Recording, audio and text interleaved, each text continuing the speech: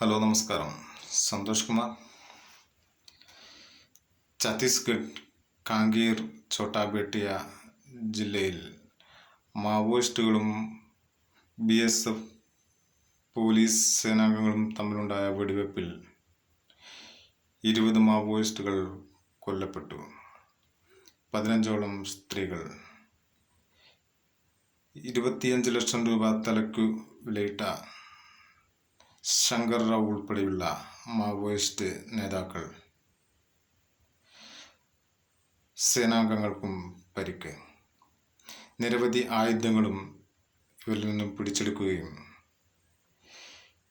തിരിച്ച് ഒരു BJP നേതാവിനെ മാവോയിസ്റ്റുകൾ കുത്തിക്കൊലപ്പെടുത്തി.